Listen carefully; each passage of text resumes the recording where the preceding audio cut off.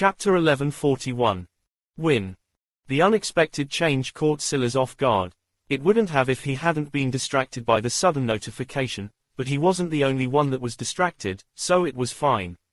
The real issue was that he was falling not in a 1 versus 1, but instead in what seemed to be a free-for-all. The two down below this time were Jala and Israel.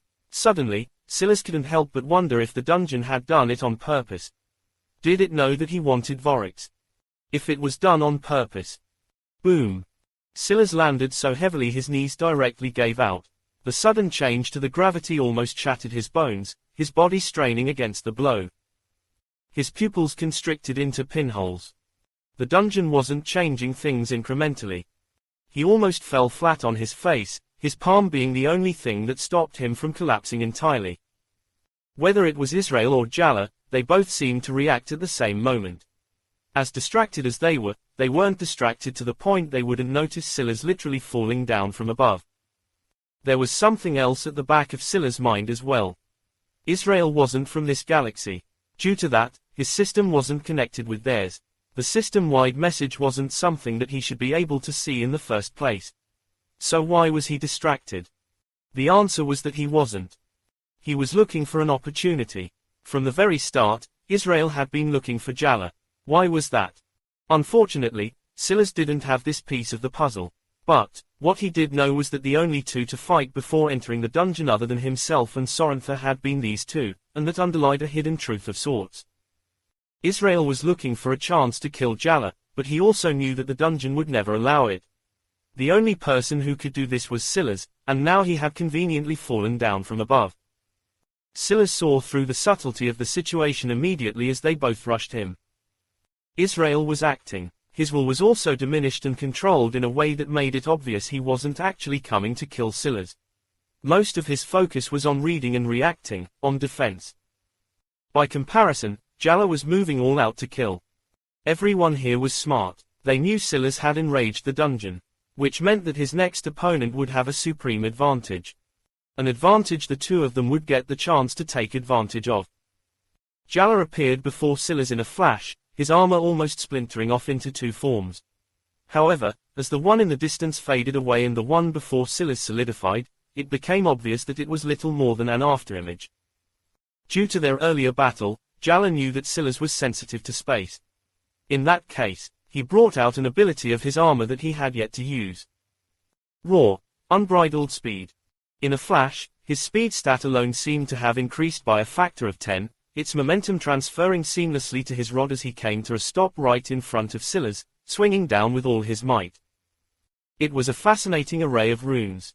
Silas watched as Jala lost no momentum at all. He was so lost in the runic dance that he seemed slow to react. And in fact, he was. But this wasn't because he was distracted, it was quite literally because the dungeon was suffocating him. It wasn't just gravity. The oxygen in his air was limited. The runes seemed to not want to pay much attention to him despite the fact he had highly limited his rune spark mastery until now, and there was a weight change in his body that seemed to be particularly targeted, settling into his bones alone and almost ignoring his muscles. To make matters worse, Silas was almost 100% certain that the dungeon wouldn't have any intention of saving him. Typical. This just seemed to be his life these days. Constant battles, constant setbacks. How many times had he already won here? How many obstacles had he overcome? He destroyed a clan of people that called themselves demigods without even taking a step out of the galaxy, but somehow it still wasn't enough. It was never enough. Okay. It was a simple thought, an acceptance, even. But it was more calming than Silas could explain.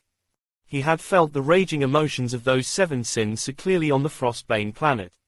It stirred things within him that he couldn't quite put into words, and his reaction to envy was probably the oddest part.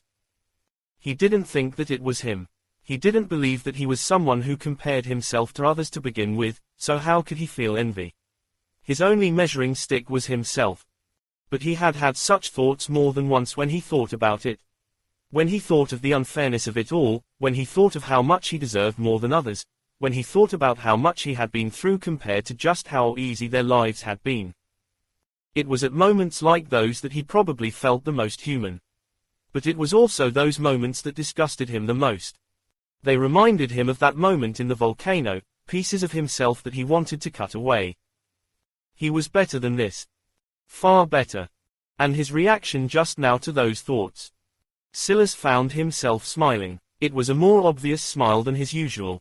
It wasn't just the slight quirk of his lip, but a true arc, one that was almost obvious even to those that didn't know him, and would have been a blinding flash of light to those that did. Why was his reaction so casual just now? Why did he not feel that overwhelming envy? That similar annoyance toward his plight? It was because he had already agreed to take on this burden, agreed to take it on for the sake of a child chaosheir had yet to even conceive for him. Since he said he would become the progenitor of his galaxy to shield them, then he would. He had never realized it in so many words until now. But she was his balance, his center of mass. The challenge didn't matter if she was there. In which case, there was only one thing left to do. Win. Chapter 1142, Weak. Boom. The rod fell onto Silas' body. He barely managed to bring up a hand, but the momentum of the strike was too much, pressing him down into the ground as the rod landed on his back and shoulder.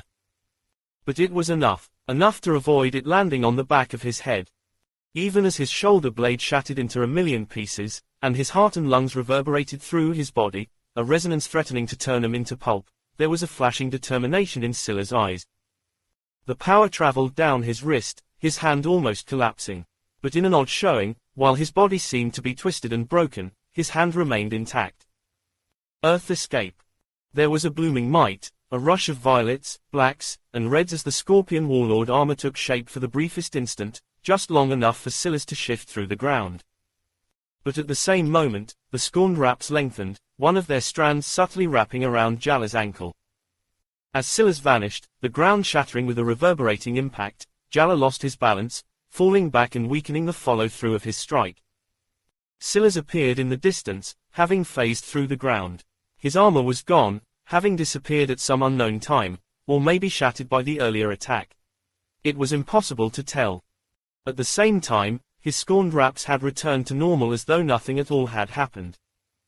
But there was an odd change. Jala stood in the distance, stunned. His hands were empty, his rod was gone. Silas struggled to his feet, his eyes bulging and veins pulsing across his already vascular form. It wasn't that he merely felt heavy, he felt so heavy that even straightening his back seemed to be an impossible task. But then he clenched his fists. Chi. A radiant emerald glow coated him from head to toe, his body wrapped by a steady pulse of etherflow as his telekinesis took hold of his every movement. In an instant, he went from feeling as heavy as a mountain to as light as a feather. Just in time for Israel to appear before him. Silas' smile had long vanished, the wounds to his back becoming a figment of his imagination. He didn't need his body to be fully functioning. Since he could hardly use his muscles alone to move anyway, he would just have to use his telekinesis to make up for what his physical stats couldn't.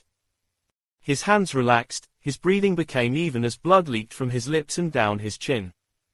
A blade flashed before his eyes, and he suddenly switched his stance, the tips of his feet completing quick semicircles as he slid out of the way of a swiping scimitar. However, even as he dodged, a second one was already on the way. There was a dull, contradictory sharpness in Silas' eyes. He looked both unbothered by life, and yet eerily focused. He saw everything ahead of time, his sensory perception focused on not just what his eyes could see, or what his visualization could spot, but also the rapid changes to the mesh of reality. The dungeon was doing its best to shut down his senses, blacking everything out, restricting his visualization, but he still had cards to play. Nothing could restrict his rune senses. The only method the dungeon had to do that was to restrict the runes in the region itself, something it could do because this domain was its own to control. But if it did that, how would it suppress Silas? Mixed demonic arts. Silas' body seemed to move on its own. His telekinesis and his comprehension seemed to have a far deeper connection than his body ever did. After dodging the first scimitar, the second one was already on the way, but Silas seemed to have seen it ahead of time. Israel was about to learn in real time that out of galaxy genius or not, trying to hold back and play a part in front of Silas would only cause him to suffer. A fist depressed Israel's ribcage, his liver shifting in his body. A gasp of breath came from the Thriskai and his eyes bulged, his body being sent flying into the distance. comprehensions, soul constructions, will manifestation, will core. Silas felt something within him change as he used his will as a conduit to control his comprehension, his telekinesis manifesting the reading and reacting of his mixed demonic arts comprehension. Jalla, in the distance, seemed to have still not recovered. He was still staring at his hands in shock, not believing he had actually lost a legendary path treasure. No, it had been destroyed, right before his eyes. Just a single slip of his foot and Silas had turned it to ash. In that instant of time, the strength of his armor plummeted by a full 50%, if not more. A huge segment of its abilities had become worthless. He felt like he had lost his soul completely. Weak. This was the only thought Silas had as his scorned wraps lengthened once again. He thought he would have to put some effort into dealing with these two opponents, especially when he was under the suffocating effects of the dungeon. But it was clear that Jalla was incapable of dealing with this setback. The scorned wraps snaked around Jalla's neck, tightening and then pulling. Silas' wrap snapped back and Jalla soared toward him. Unfortunately, the weapon had to actually be in his hands for Silas' intention to kick in, but seemingly sensing that Jalla was helpless, the dungeon stepped in again. In a flash, Jalla was gone, appearing listless in a sphere above, scorched marks layering across his neck. Silas didn't miss a beat, looking toward Israel, who slowly stood to his feet in the not too far off distance. A flash of determination came from Silas' eyes. This one he had to kill. He wouldn't give the dungeon a chance to set up a 3 versus 1 against him. Sparks of emerald lightning began to spark in his eyes. Chapter 1143. Thinking. Israel stood to his full height, his scimitars angled slightly toward the ground. The earlier pain in his expression was gone. He looked up toward where Jalla had been and shook his head, a slight flicker of disgust on his expression, but even that only appeared for the briefest moment before it faded. Now it was troublesome because thinking of how to allow me to kill you without actually killing you? Silas suddenly asked. Israel's eyes narrowed slightly. Silas' scorned wraps slowly lengthened, falling to the ground in pools of looping gauze. You know, I haven't liked the Thriskai for a very long time. I heard that recently, one of your demigod clans was wiped out, but you don't seem to be a demigod yourself. A mortal, it seems. Is the risk you're taking by being here because of that? Silas continued to meet Israel's gaze, his voice calm, deep, and almost soothing. The Chaosheir, is it? From my understanding, you're ranked near the bottom of the 7 mortal clans. I guess you would have to take such risks in this sort of situation, no? Israel continued to not respond, but the calming rhythm of Silas' voice didn't change in the slightest. It was as though he was just sifting through his own thoughts all the while. It would truly be a shame, even with such advantages, such a leg up, if you couldn't accomplish what you set out to do today. All of that effort, all of those resources, all of that false hope and bravado you came here with. I can sense it in your will, the way you look down on those you've fought until now. Even right this moment, you don't seem to take me very seriously, thinking that your little ploy to pretend to take my strike was enough for me to believe that I could easily defeat you. Silas' scorned wraps stopped growing, a slow green glow beginning to crawl up their lengths. They rose into the skies, beginning to dance to a rhythm that almost matched Silas' breath. Slow, even, controlled. Do you think I cannot tell that you want an excuse to kill him first and take what you want from him? But you don't understand how to, you don't think that you can, and you're wondering if it's worth it to even continue to try in this dungeon. And now, you want me to rely on this dungeon to save you, but you also can't tell if it saved him just now because the trick I used the first time doesn't work anymore, or if I let him go on purpose just to get a chance to kill you. Beads of cold sweat began to run down Israel's back. His expression changed as he curled his fingers along their own palms, shocked to feel that they were actually moist. His palms were feeling clammy in a way that he had never experienced before. He was nervous. What was happening? What was this suffocating weight? You feel that? Silas tilted his head to the side, the calming tone of his voice remaining steady. That's what people without your level of background feel almost every day, tiptoeing around you, hoping they don't offend you at the most random of moments, scratching and clawing for their own hopes at survival. That was what my summoned world was like. It fell into the palms of beings far more powerful than me long before I was born, and there was little I could do to fight back against it. I learned how to deal with that stress, those thoughts of feeling I might die at any time, long ago. I wonder, have you, or have you never really faced life and death yet? There's nothing pretty about it. In fact, it's quite disgusting. You'll face a mirrored image of yourself that you can't get out of your mind no matter how hard you try. No matter how much effort you put in, there's no running from it. Right now, it seems you're facing that version of yourself. That sweat accumulating on your body, the racing of your heart, the shallowness of your breath. Your ether is hitching in their pathways, your will is shot, your blood is running almost cold. Israel clenched his teeth, and then it came, a sudden spike of danger that made his eyes open wide. Silas flashed, his body already appearing before Israel, the compulsion in his gaze flickering with a dense might that suppressed and overwhelmed Israel in an instant. Gene talents. Greater than compelling gaze. Suppressive scouting, activated at the most opportune time. It felt as though a sledgehammer had suddenly pressed down onto Israel's forehead. His attempt to open his third eye was interrupted, and a violent pulse of light came from Silas' own, making him feel a stinging pain in his own. Lines of wool formed in the skies, a runic method that Silas hadn't used since the split realm appearing once again, but this time, countless times more powerful than before. It was ironic. He had learned these runes from a Thriskai, Archi-Pervan. It was what taught him how to apply his will directly onto the world in ways he never had before. Now, he had countless methods of doing so. Like an artisan picking from his box of tools, he picked out the perfect one for the job. His fist drove into Israel's stomach before the latter could react, his body shifting and moving as an avalanche of blows came from all sides, one fluid motion feeding into the next as Silas' next move seemed entirely unpredictable. He could feel it coming. He knew that the dungeon was about to interfere. The moment it felt that Israel was helpless, it would act, just like it had last time. It wouldn't wait for the death blow. And right at that very instant, Silas roared. Glass vault thrown. The suppressed emerald lightning in Silas' gaze finally unwound, rampaging out of control and shocking the world around him. At the same time, his loose scorned wraps formed a cocoon around them. This dungeon, it was a closed world of its own. And ever since the start, Silas had been observing its runes in silence. It was nowhere near as complicated as a true world, and because of that. But its power will be dependent on your understanding of the world you stand in. It played right into Silas' hands. Silas' claws flashed, chaotic menace, extending them into a bladed mass of slashing sharpness that took Israel's head. Chapter 1144. Murderous Intent. Israel's eyes were opened wide as his head rolled to the ground, his body convulsing once before he collapsed.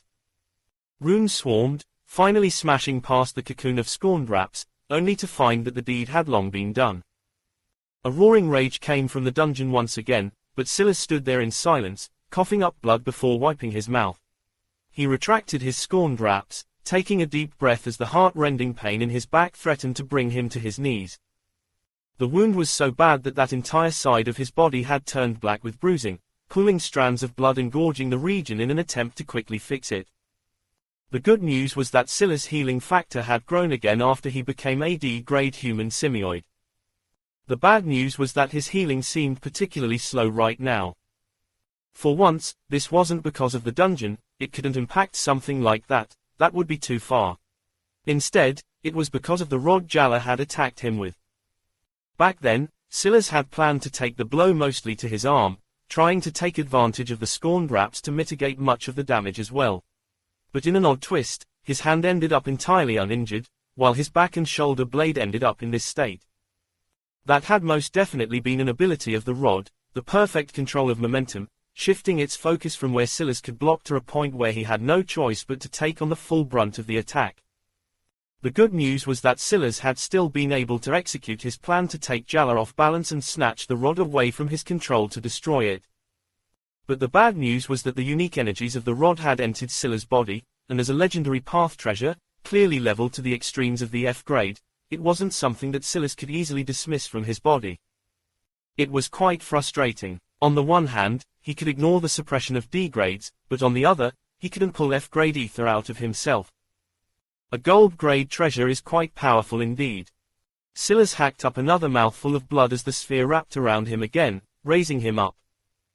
He ignored Jala and Voryx, his mind swirling around the events just now and wondering if he could get away with it again. Compelling gaze was one of Nosphaline's 2 gene talents. After observing it work before, Silas had an understanding of how to maximize it. Nosphaline claimed that the more cognitive dissonance you could make a person experience, the worse it would be for them and the more difficult it would be for them to pull out of the suggestion. The power of the compulsion grew stronger as a result. Silas didn't use compelling gaze directly, however, despite the fact his eyes were more than strong enough. He couldn't afford to take the chance. If he directly took control of Israel, assuming the latter could just counter it with his sky eye, the dungeon would recognize that Israel was helpless and then save him. Silas was actually quite sure that the Thriskai had the ability to counter, but even if he couldn't, the end result would be even worse for Silas, so he took a slower approach. He used what he knew about Israel to slowly attack his mind. Silas would normally never talk so much in battle, not to mention gripe like a petulant child about the unfairness of the world. Even if he felt that way on the inside sometimes, he was quite disgusted with that part of himself, far too disgusted to make it a common fixture of his speech. Unless he had no other choice. In the end, Israel's will was slowly peeled away, leaving him weak to direct attacks on him and freezing him in place for just long enough. Then, thanks to Glassvolt Throne and its ability to command ether beyond what Silas' body could handle depending on his understanding of the world around him, he had been able to use his scorned wraps as a conduit to keep the runes of the dungeon at bay for long enough to kill Israel. But now, Silas was sure that the next chance he got would be even more difficult to manage. If the dungeon started using E-grade runes because he had stifled its best F-grade ones. Silas took a breath and exhaled, slowly trying to expunge the ether rampaging around in his back. He took every moment he could get to try and recover, knowing that he likely wouldn't get any more time. His chances of Silas' sphere had only just formed when it shattered again. His eyes snapped open to find that he was falling to the ground below with Voryx and Jala following in tow. The latter still seemed to be lost in a personal depression, but the former had his eyes locked onto Silas like some sort of hawk. The gentle, kind demeanor of Voryx was already gone, his sky eye opened as a radiant crimson light spread through the surroundings. Dense and almost agonizing in its sharpness, it pierced through where Silas fell and toward the location of where he was still falling. It was like it was spying, calculating, analyzing every little thing until Silas finally hit the ground and the world went completely dark. Silas tried to catch himself with his telekinesis, only for his green glow to shatter on impact. He landed on his chest and then his face, his cheek being pressed so firmly into the ground it deformed, his jawbone nearly shattering on impact. He tried to see his surroundings, but not only was his visualization and eyes worthless, he found that the dungeon had actually found a way to counter his progenitor flame ability. All the runes of the world had been dispersed. The mesh of reality was so sparse that there was nothing to see. It was as though he had been thrust into a true void, one where he was a target for a Thriskai with murderous intent. Chapter 1145, Scent of Death. Silas couldn't even cough up the mouthful of blood pooling in his mouth. Expanding and contracting his chest felt like nothing more than a dream at this point, but he still reacted quickly, trying to pull on his will. But then he found the issue. The higher you flew into the atmosphere, the more difficult it was to use one's will. The limit of one's telekinesis was often a measure of just how strong one's will was. It had to be remembered that will could only display its might in relation to something else. If there was nothing to apply force on, it was like trying to swim through the void of space. If there was no world, there was no telekinesis to be used. The dungeon had chosen to counter Silas by essentially dropping him in a void where his will had nothing to exert itself on. There were no runes to forge or manipulate or spark because there was nothing at all. The mesh of reality was nothing more than the interaction of runes and the laws of the universe causing the spontaneous formation of people called life and nature. If there was no world, there was obviously none of that to observe, and as such, Silas was cast into true darkness. Time seemed to slow for Silas, and the scent of death filled his nostrils. It felt helpless in ways that were hard to describe, a complex dark web of feelings pressing their sticky feelers onto his heart and soul, latching on and cancerously spreading through the cavity of his chest. It was a feeling that he had felt more than once before. But ever since that first time, that moment in the volcano that forced him to face the most pathetic parts of himself, he had been looking to stamp it out. When he ran into those feelings now, he didn't feel fear. He felt a desire to crush it in his palm, to bare his teeth and shred it apart, to sink his claws into it and rend it into pulp and flesh. This was the sort of credit that Silas would never give himself, credit that he never felt like he deserved. He wanted to be perfect, he wanted to be flawless. He didn't want to have weaknesses he had to overcome because he didn't want to have weaknesses in the first place. It was why he ran from chaosheir. It was why he deemed the world boring without even attempting to reach its peak first. It was why Ulrich had enraged him so much, and why, although he spoke the words he did to Israel for no reason other than to suppress his will, they had come from the depths of his heart nonetheless. This was the true Silas, the Silas that chaosheir could see but he couldn't. The Silas who saw a challenge and sought to overcome it. A Silas who could chisel out his own weaknesses rather than allowing them to cripple him. A Silas that found a light at the end of the tunnel even when others might think themselves to have hit the end of the road. His progenitor Flame's abilities were useless. Glass Vault Throne wouldn't work because there was nothing for his will to latch onto, nothing for his understanding to comprehend. His telekinesis wasn't working for the same reason, and his body wasn't moving well enough for his ether or his skills and gene talents to make any sort of meaningful difference. Everything had been stripped from him and he had nothing left to give. Almost nothing. Silas summoned his hibernation realm, the sudden change forcing the laws of the dungeon to acknowledge it. At the very same instant, he pulled on the runes that came from it, his rune spark mastery working in overdrive as his Scorpion Warlord armor took shape once again. The first layer, and then the second, each one happening so quickly it seemed like the panels of the armor had slipped through the void of space to slap themselves onto Silas' body. Bang! There was a flicker in Silas' eyes the moment he felt a blow slam into his head. He couldn't see, but he could feel. The blow rushed into him, nearly shattering his head, only for the abilities of the armor to kick in, dispersing it through all of its bits and pieces. The first time Silas had summoned his Scorpion Warlord armor, not only had he done it just for the briefest of instances, but he had only used the first layer, only using a minimal amount of the second so that Earth Escape would work. This time, he went right to the second layer, overloading the dungeon and leaving it taken aback. It thought it had already understood Silas' full range of abilities, but it didn't. In fact, even as it quickly adjusted now, it still didn't. All of a sudden, Silas went from being unable to even stand to slamming a palm against the ground, flipping through the air, and landing on his feet away from a follow-up attack on Voryx's part. Silas still couldn't see a single thing, but he anchored himself into the ground, activating mixed demonic arts. A sixth sense formed in his mind, and though he couldn't see Voryx, he could almost feel him. He latched onto Voryx's will, using his comprehension as a proxy to understand and predict his movements. And in that same instant of time, Silas found a new use for temporal delay.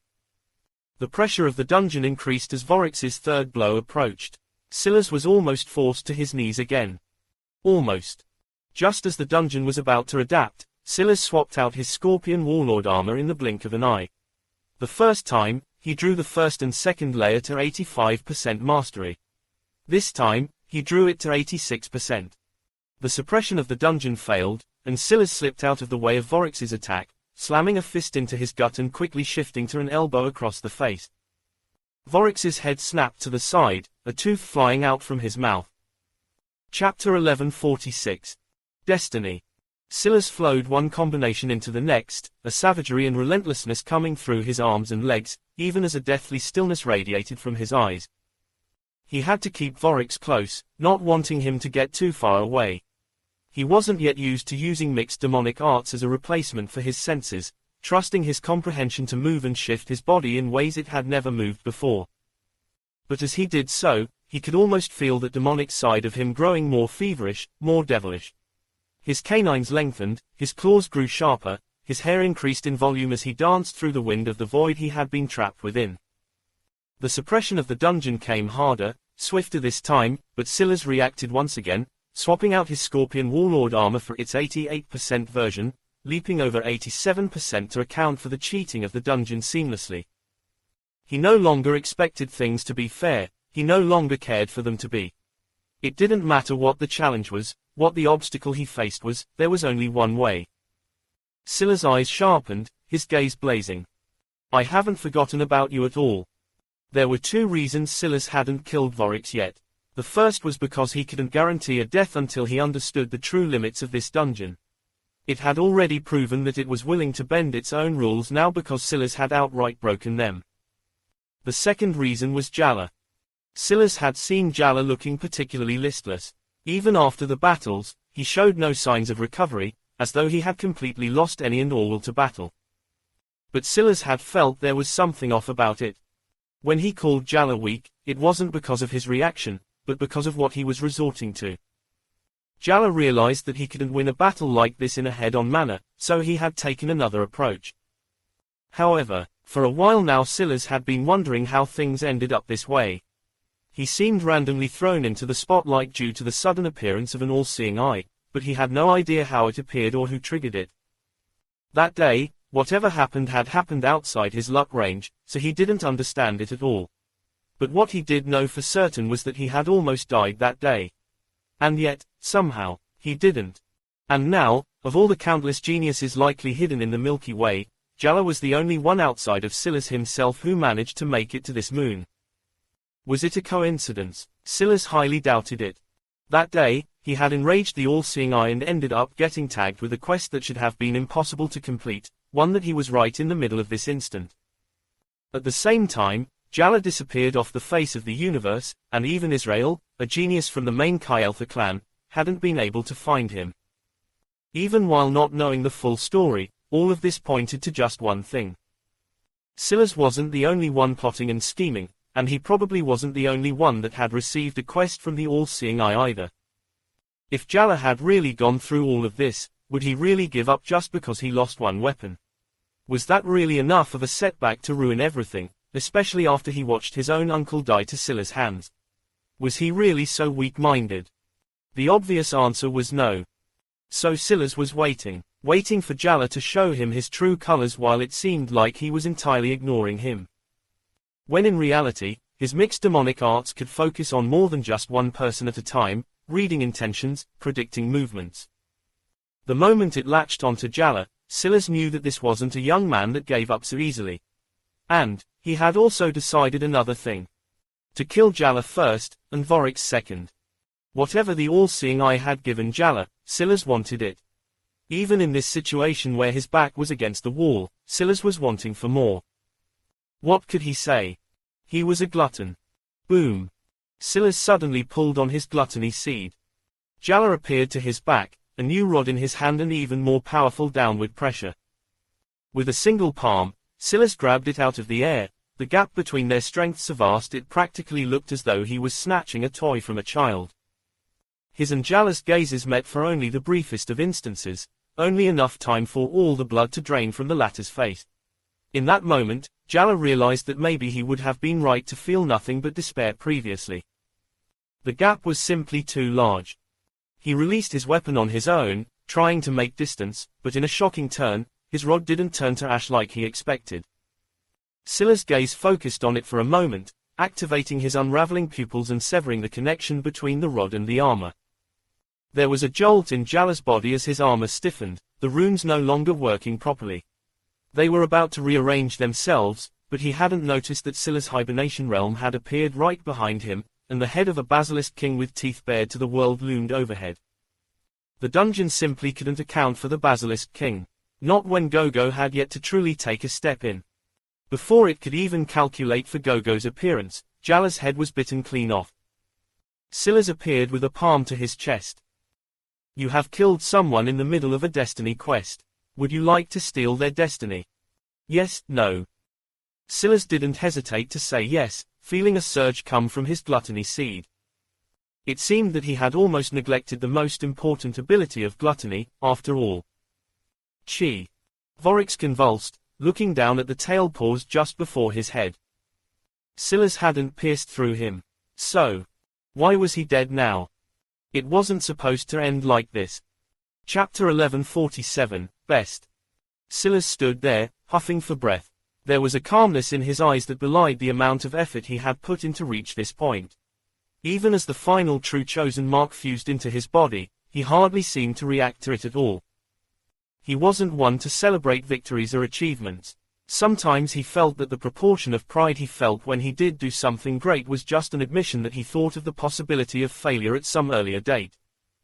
Was it only natural to account for failure? Of course it was. But Silas hadn't even celebrated the complete summoning of Earth. After everything he had been through, after all the trials and tribulations, he had always felt better just moving on to the next challenge, the next mountain to climb. He stood as victor not only because of his blood and sweat, but because it was only natural. If there could only be one winner, then it only made sense that it was him. The dungeon rumbled with fury around him, its runes whizzing about in a violent torrent that seemed to want to suppress Silas again and again. However, all such attempts fell completely on deaf ears. It was as though the dungeon had lost its ability to exert its influence. This was the last thing that Silas had noticed. If the dungeon was purely only here for training, it was odd that it would allow 5 to enter. It felt that such a dungeon was more naturally left to a one-person entry limit, that way it could tailor everything properly. So why 5? Or, rather, the more important question to ask is, if it insisted on having a 5-person entry limit, what changes would it have to make to its foundation to accommodate that? The dungeon had to constantly twist and change things around so that the level of difficulty of 2 opposing parties was equal. It wasn't until it started bending its rules that it could attack Silas at all and make his journey far harder than it was for the others.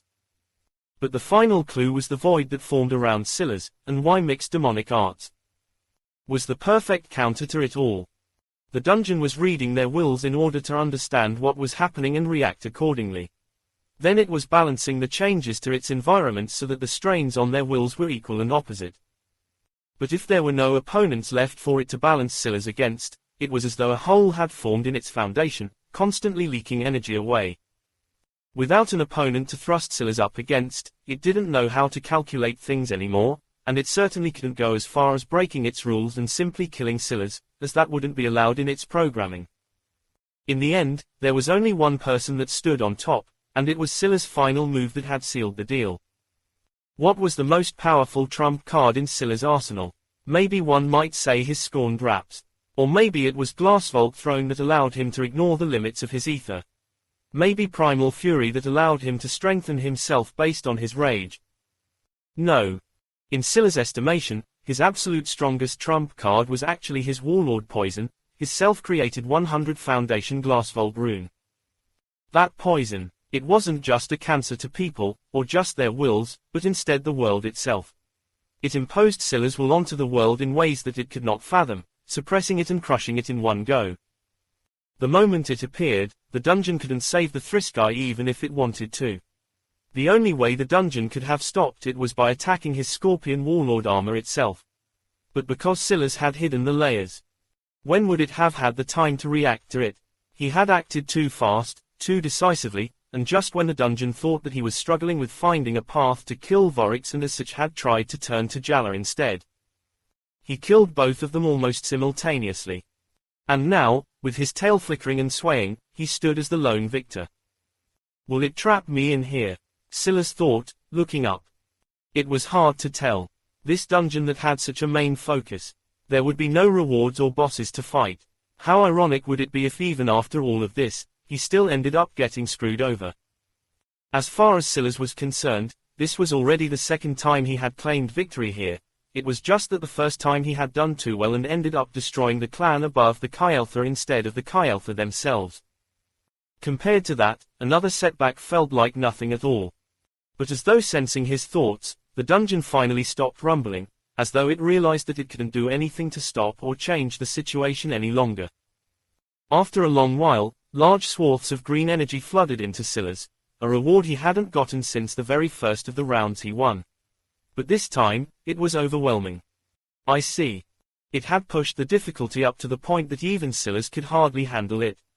Then, after the others had already been killed, it tried to spike the difficulty again several times, but there was no way for it to latch onto Silas properly, so it had run to the end of its abilities. As Silas had said, it could twist and bend its rules, but it couldn't break them. Even while it was targeting Silas, it was mostly doing so within the confines of its laws. And now, it was time to pay. Silas found the injuries to his body were rapidly healing, and at the same time, his foundation was being profoundly deepened in ways he didn't expect to happen. Not in this galaxy, and certainly not after he had only recently become a member of AD grade race. But as the energy continued and the dungeon withered away, Silas realized two things. First, this just might be related to his new luck. And second, after this finished, he would likely not just be any normal D-grade race, but amongst the very best of them. Chapter 1148, Emotion. Silas closed his eyes, the rhythmic beating of his heart becoming all the more powerful. As the energy flooded into him, though, he wasn't paying attention to the improvement to his foundation, but instead something else. His will and the runes.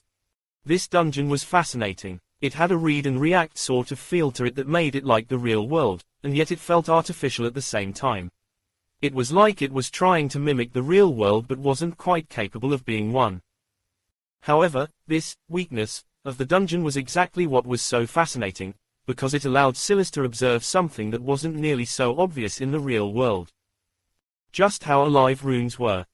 They moved around like they had emotions, as though the dungeon could truly get angry.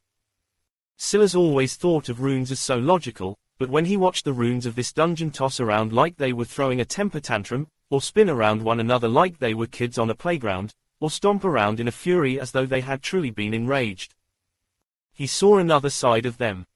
It was odd. His two progenitor flame abilities both broke down runes into their most logical states, and he had already been through the entire Golden Grove library of information.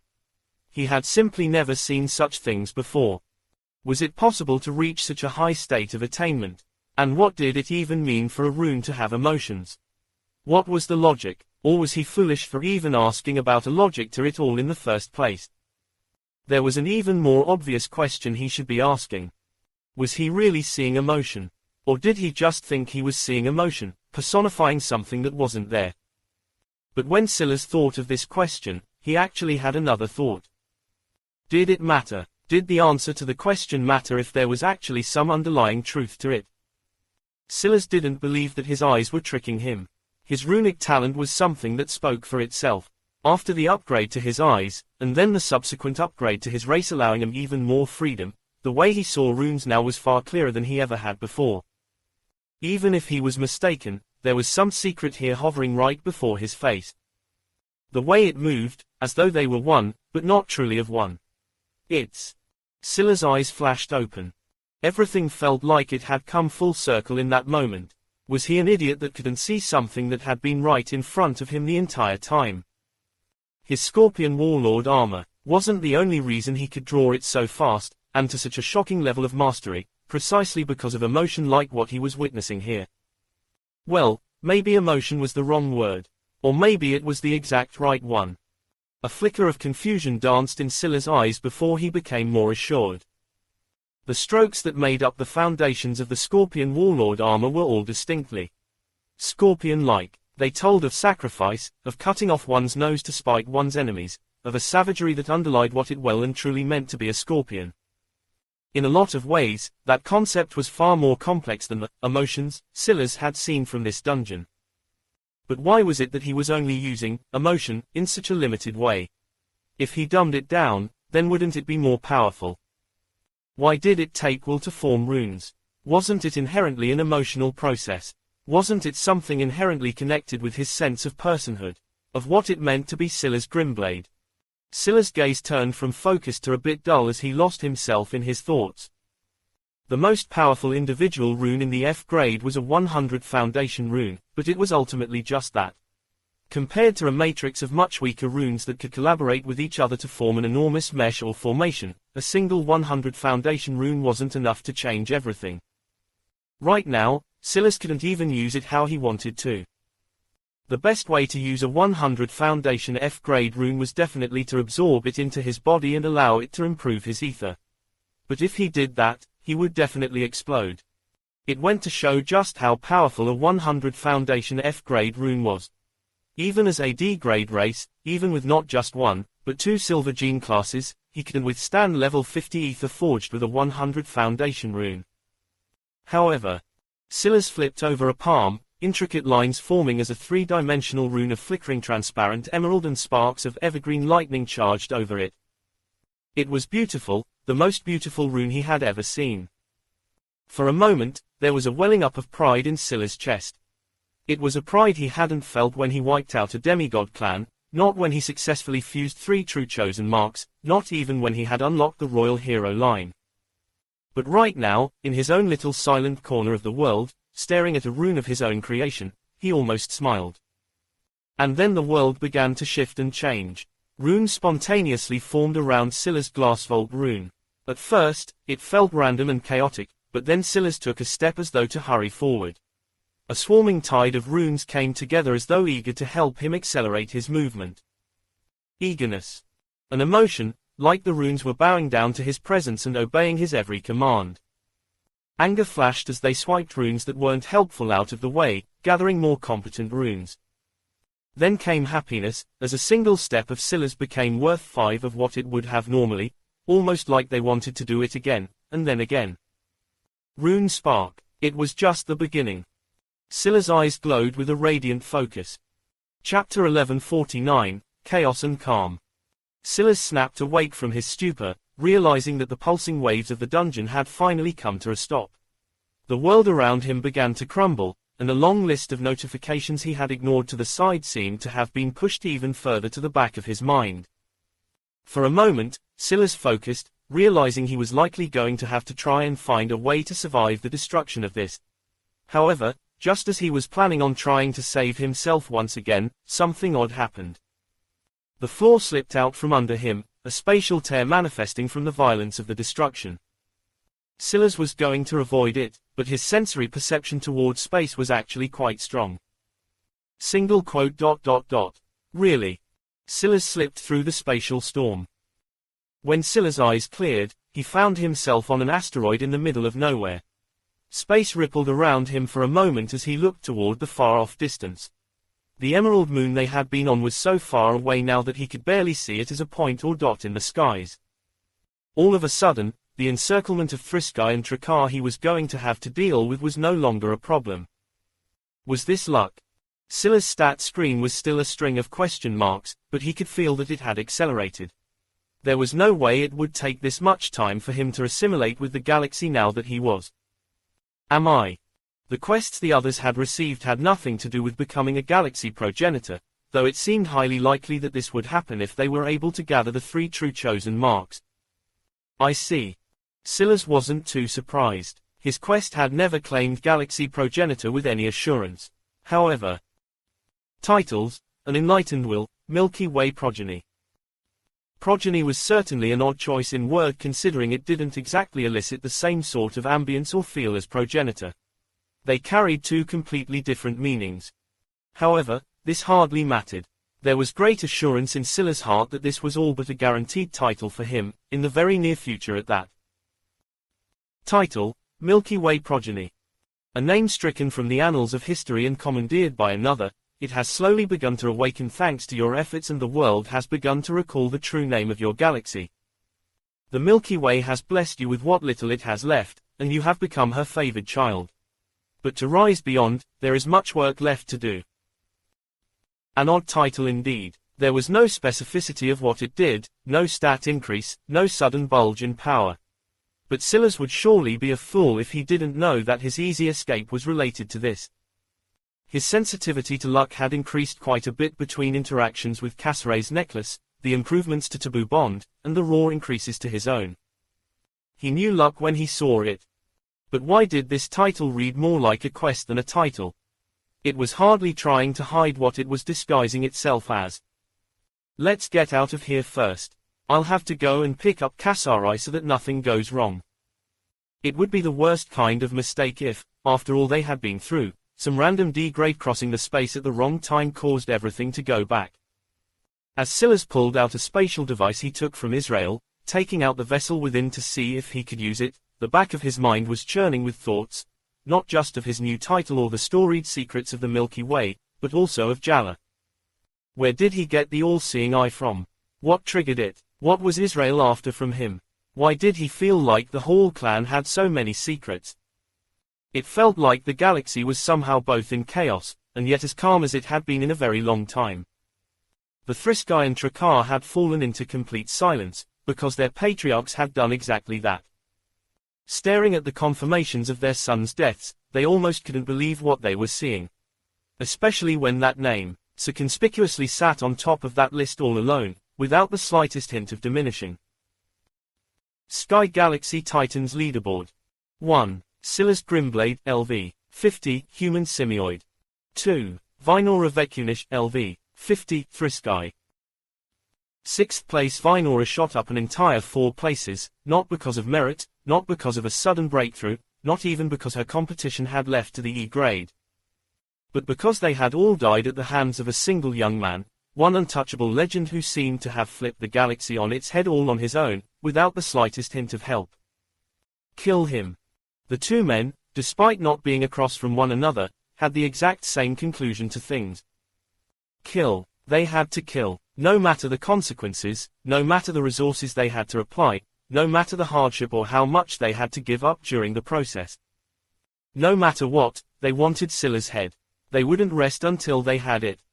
If Scylla's managed to take the final step to become the progenitor of the galaxy, their families wouldn't have a place here anymore. But worse than that, he had humiliated them, stomped on their pride, ripped their veneer of confidence and unfathomable flawlessness to shreds right before their faces.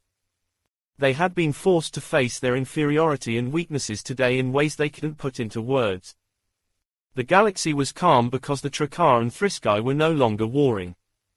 The galaxy was chaotic because armies were sweeping the stars to find the location of just a single man. A gasp echoed, heavy coughing, the sort that seemed to rip one's throat apart as though to draw blood coming out in waves. Jala opened his eyes wide, gripping the sides of a vessel of some sort he didn't understand or have the time to grasp before a pair of black irises appeared before him. How curious. I didn't think there was something in there like that. A smiling face looked back at Jala, blinking with the curiosity of a child. It was none other than Alex. Chapter 1150, Someone Smart. Jala's confusion was as dense as it could get. Where was he? What was he floating in right now? Who was this guy in front of him?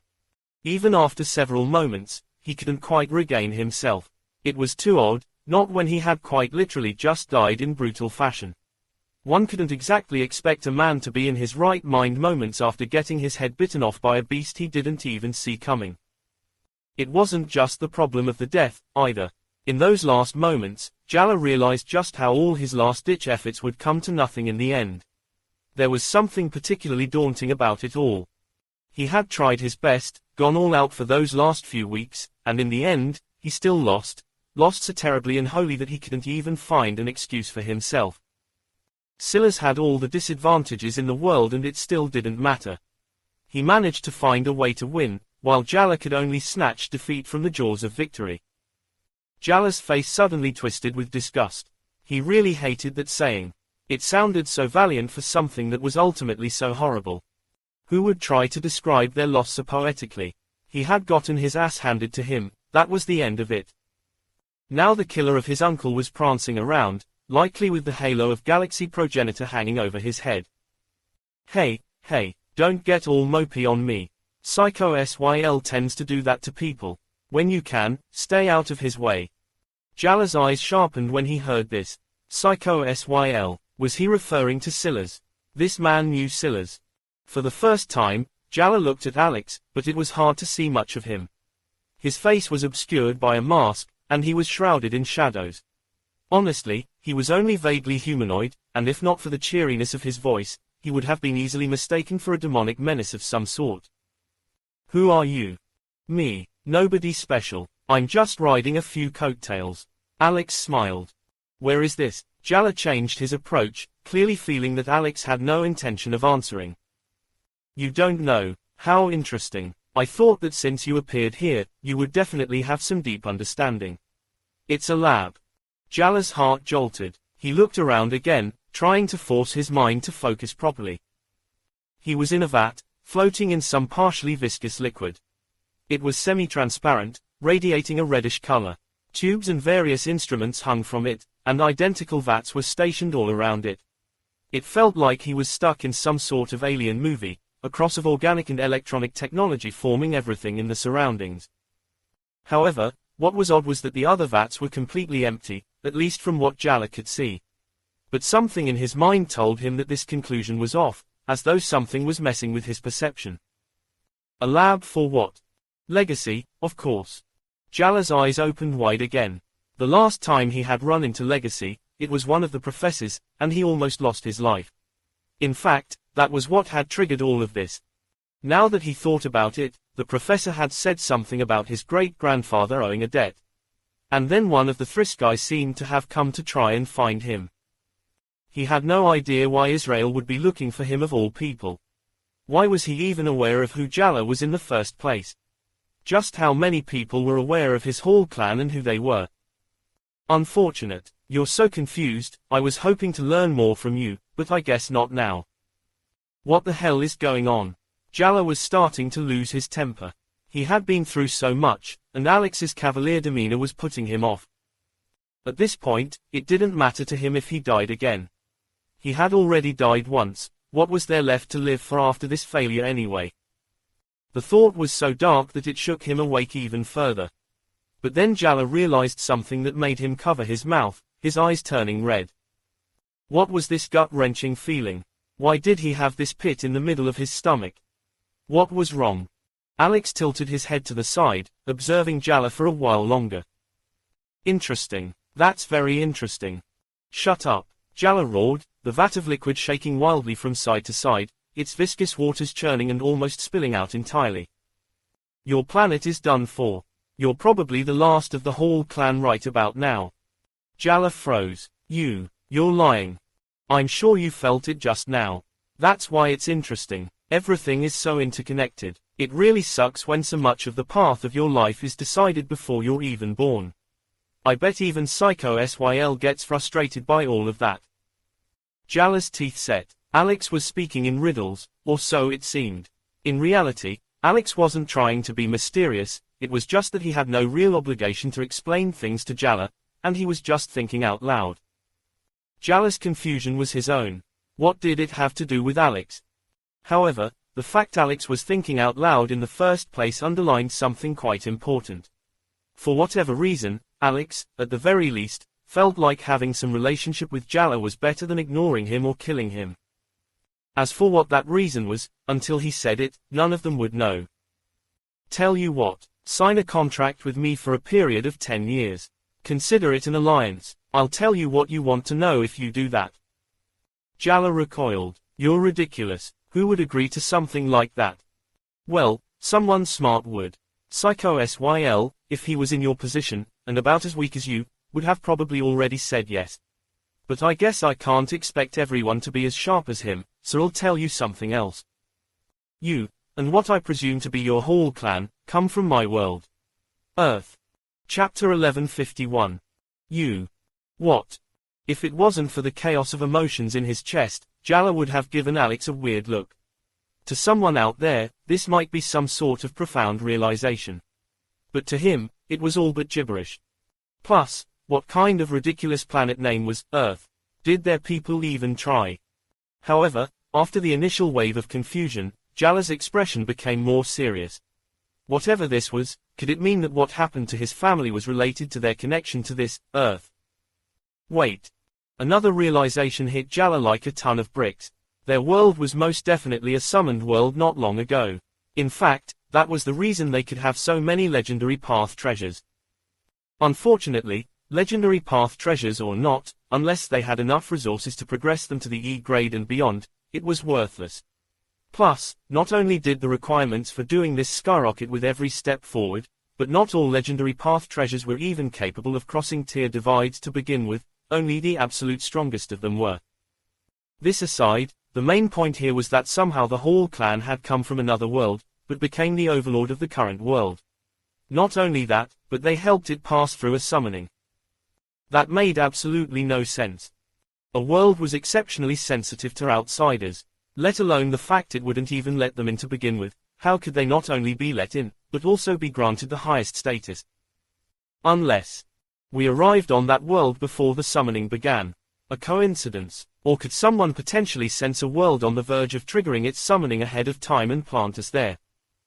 Just the idea alone felt almost existential in a way. Summoned worlds were so incredibly valuable. If you could reliably find such worlds before they went through their first summoning, then just how easy would it be for the system to mistake a superior race of beings as the true overlord of the world? At that point, benefiting from this world wouldn't have taken nearly the effort it took the Thriskai for Earth. And yet, all that effort only netted them death and more death. Finding a world before it entered a pool to vie for the system's favor would be like having a cheat code. However, this was even more difficult than finding summoned worlds. At least if a world was in the middle of its summoning, there was some connection to the system, even if it was highly restricted. But a world that had yet to undergo its summoning didn't even have such a connection. There wasn't even the slightest corner to tug on in hopes of finding something underneath. Given the vastness of the cosmos, just finding habitable planets with potential was almost impossible without the system, let alone going further than that to predict when the system would set its sights on them. But right this moment, Alex was essentially implying that that was exactly what happened with his family. How was that possible? Jalla looked at Alex, only to find the latter staring back at him with a smile on his face. Clearly, Alex had no intention of saying anything more. If Jalla wasn't smart enough to grasp the implications of his words, then it could only mean that from the very start, there was really no point in continuing this in the first place. What do you want from me? Your bloodline is kind of useful to me. I need it, but if you know too much too early, I also won't be able to control you properly. You know the world, it's such a cruel place, and I'm not very talented, so I need to take precautions. You want to enslave me? Well, don't say it so morbidly. Just for a little bit. Just a measly little 10 years. You know, back on Earth, that used to be a long time. But the way I see it, it's not so bad. How long do you think you'll live? At least a few hundred years, right? If you make it to D-grade and cross the level 100 barrier, you'll see millennia. Alex's grin was only growing wider, twisting the shadows that obscured his face. Jalla grit his teeth. He didn't like to be controlled. There was a reason why he chose such a suicidal path when faced with the all-seeing eye. But this situation was very obviously much different. Quote ellipsis. Okay. Excellent. Alex laughed. There was a flash on Jalla's screen and his eyes locked onto the contract. After a long while, he accepted. Well aboard, friend. We have a lot to do. Wait, you haven't explained anything yet. Well, there's also a lot I don't know. We're going to have to figure that out together, now won't we? You. Jalla's eyes blazed with fury. I'm kidding. I'm kidding. Well, sort of. There really is a lot I still don't know. See, if you were Psycho-SYL, you would have picked that up from the fact I said I didn't expect you to appear here. You're a little bit frazzled, now aren't you? Jalla grit his teeth. How was he supposed to pick up on such details when he had just come back to life in ways he didn't even understand right now? Don't make that face, there is still some stuff I can tell you. For example, Earth, that's the place Psycho-SYL comes from too. Jalla's eyes widened. What? You're from Silas Grimblade's world? Indeed, I am. Are you really so interested in him that was enough to get you to stop being angry? How interesting. Jalla's frown returned and Alex already had his hands up in surrender.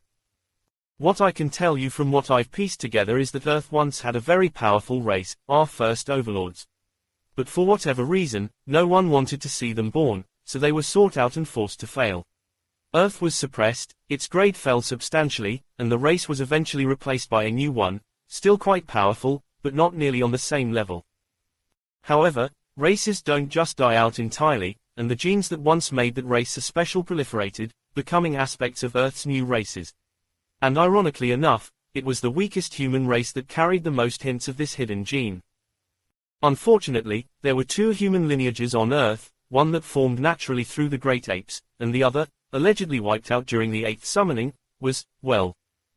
Alex looked at Jalla with a serious gaze for the first time. You. Chapter 1152. Little brat. Jalla still looked very much confused. He didn't have any context for why this was so great or important. What he was more interested in was how his Hall clan had been moved, and what the relation was with the professors. Do you know about the professors? Alex seemed to recoil, but given his personality, this seemed more exaggerated than anything else. Don't mention those sick freaks around me. I read about some of the stuff they did and felt my dick escape into my body. I thought I'd have to find a way to make my balls drop again. Jala shuddered as well, remembering his encounter with one of them. They were truly people that would do anything. So you don't know anything. How many questions do you want to ask me while floating around naked? The only man I'm gay for is Psycho-Syl, even if he might try to take my head off the next time he sees me. Jala gave Alex a weird look. He really couldn't figure this man out. Have you never been in a locker room before? Oh, you call it a locker room on your world too? Of course I have been, but I was the chubby kid that changed in the bathroom stall. Forgive me for not having enough meat to swing around. Jala found himself sputtering with laughter. He really couldn't take anything this man said seriously. For a second, he forgot that he was technically enslaved right now. Can you at least tell me what you actually need me for now? I already told you, the genes in you are special, and I need them. But I don't actually have an easy method of getting to them, so I can only use crude methods that, might require quite a bit of your blood, maybe, kinda. You want to use a blood essence drain on me. Doesn't that only work if you're related? Well, we are kind of related now. Why would that require an enslavement contract, though? You spoke as though I would grow stronger. Caution, for one, and you just might very well grow stronger. The thing with this is that none of us really know what will happen. But what I do know is that there are a lot of people who do not want this race to appear again, and given how hard they're trying, if I had to bet, I'd say that the odds of it suddenly reviving aren't zero. Even Psycho-Syl avoided this race. That probably means something. You keep mentioning him. Are you too close? Not exactly. How much do you know about him? Not enough. Then why do you sound so scared of him? Alex's head tilted to the side, looking at Jala with what must have been a very weird look. After a while, Jala realized why he was getting that look and blushed a bit. Listen, just because he killed me, doesn't mean I have to be afraid of him. Ho ho, your skills aren't bad, I almost believed you. I am not scared of him. Jala's voice boomed, but he seemed to be more so trying to convince himself than anything else. Alright, I believe you. Okay, I don't believe you, but I'm also a terrible liar. What I do believe is that you'd fight him again if you had the chance, and that's enough to save your ego a bit. I wouldn't advise it though. That man doesn't work based on common sense. Jala frowned. Just what have you been through with him? Nothing, really. I've just watched him from afar. You know, Legacy is a massive organization. Its information is unfathomably deep. Even its branches manage to find summoned worlds from time to time, sinking their claws in early, then manipulating things from the background. In this case, it wasn't even just Legacy involved, but the professors as well. Legacy as a whole usually takes a more hands-off approach, while the professors are far more aggressive with the way they do things. It might be possible for a usual summoned world to stave off the influence of Legacy a bit and take advantage of some of their pacifism, but not if the professors are involved. In this case, while it seemed like the Legacy of Earth was quite hands-off, they had their hands in all of the important pots.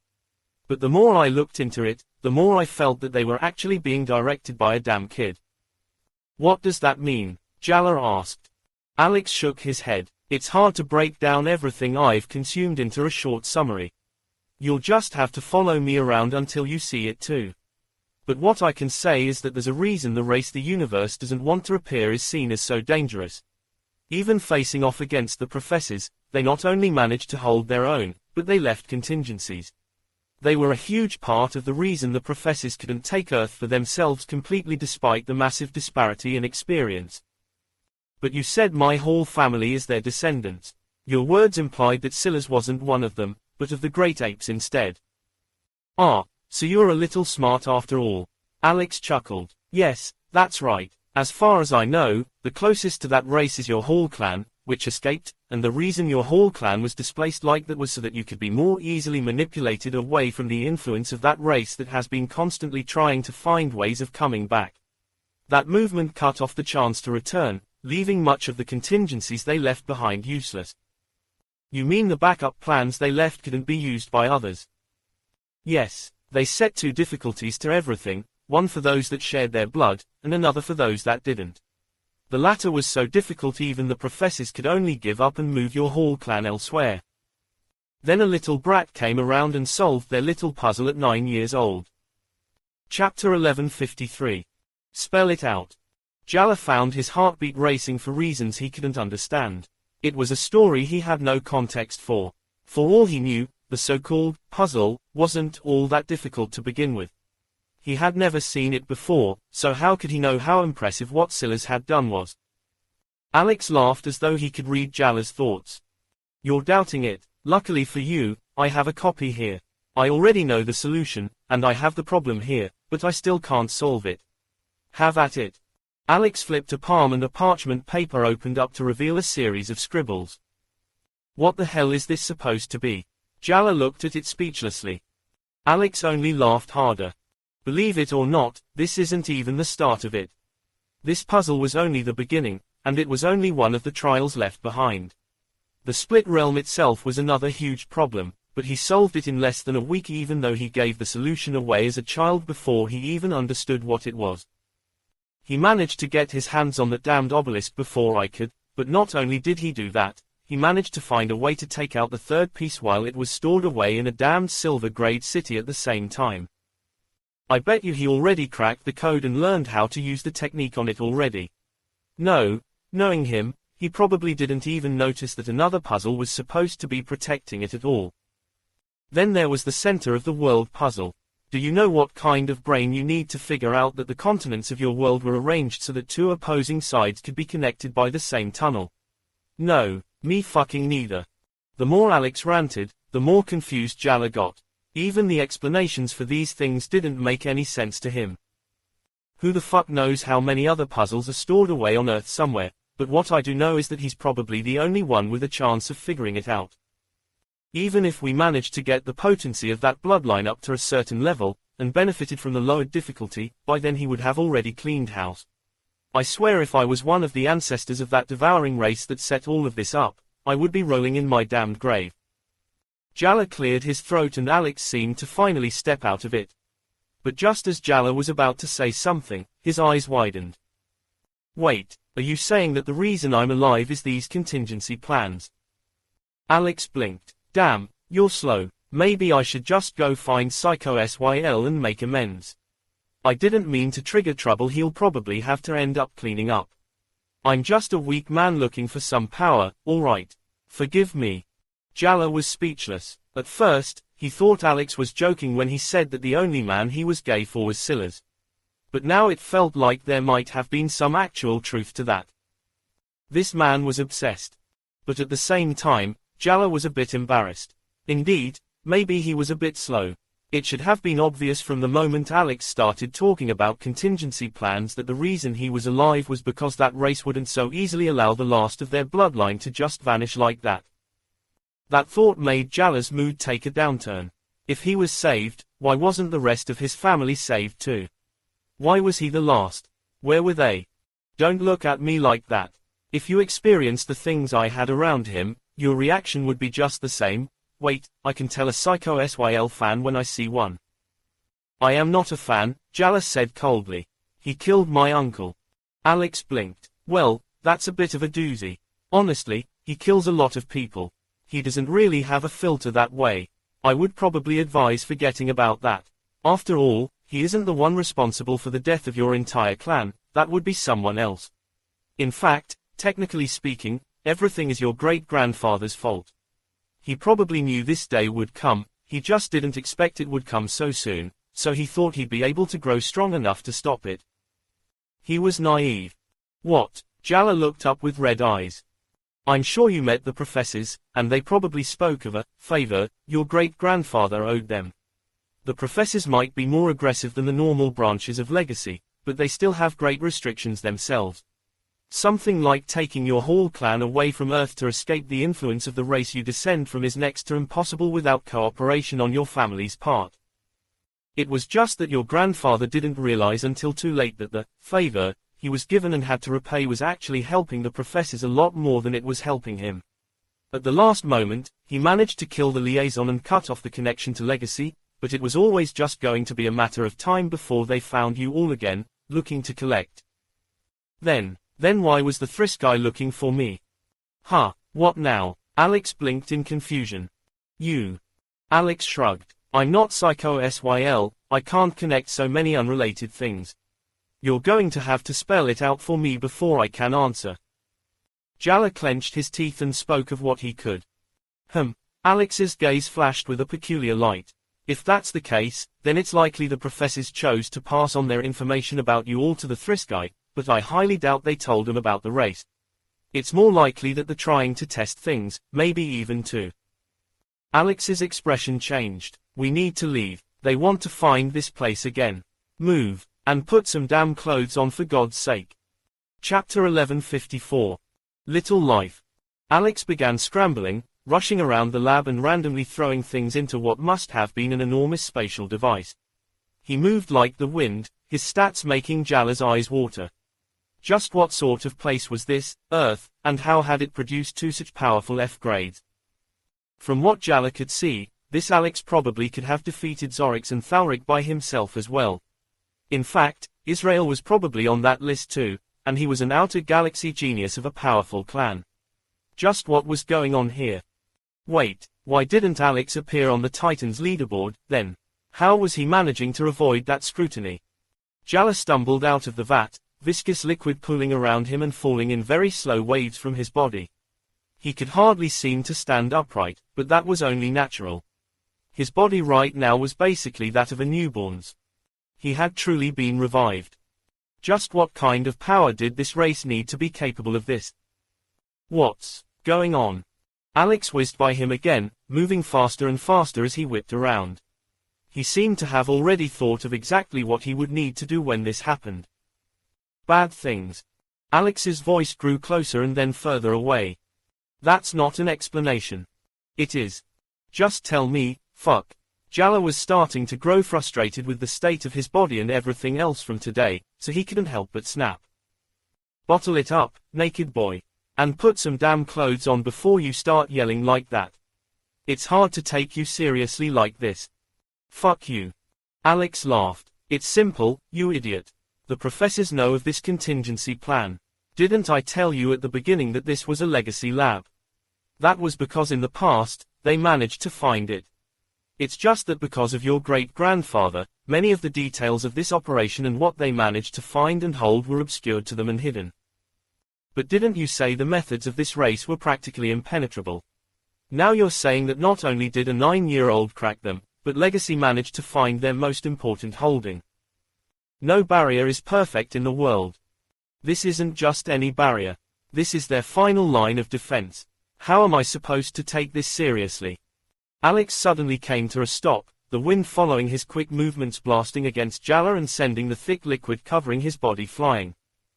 He stood there for a moment, right in front of Jala, his expression suddenly cold. The real answer is that this contingency plan was never actually meant to be used. Do you get it? Your whole clan should have had such a huge and obvious advantage on Earth between everything they could gain that the gap would be opened up so wide the last of you wouldn't die off like this.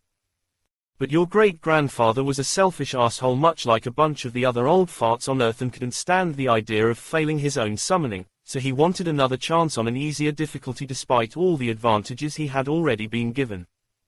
So he left. Jala's heart shook. This entire place was supposed to be a red herring. It was supposed to make the professors think they had found the final contingency plan, when in reality they had stumbled onto a plan that should never have had to actually be used. Hearing about his great-grandfather spoken of like this, the man treated as a hero to his entire world, a legend that everyone deified, it was hard for Jala not to feel as though his heart was trying to leap out of his throat. He wanted to be angry, but given the slave contract, he couldn't lash out at Alex even if he wanted to. Because of your whole clan, we started at an even greater disadvantage for the 9th summoning, and we weren't meant to succeed at all. If not for a monster like Scylla's luckily appearing at the last moment, we'd be groveling in front of those bastard sylphs right this moment. I'm not exactly someone who cares about this sort of stuff, but when things are serious, I can't have you acting like a spoiled child. I told you this matter is serious, but you're trying to stop me and get answers to obvious questions. Focus. Your entire family has been wiped out because of a choice your own ancestor made. Stop feeling sorry for yourself, stop groveling, stop the self-pity party. If you want to be better, then prove it. This isn't the place for you to get a therapy session. It's either you're going to be a man or you're not. Make the choice yourself, or else, in 10 years when I let you go, you still won't like what's looking back at you in the mirror. Nut up.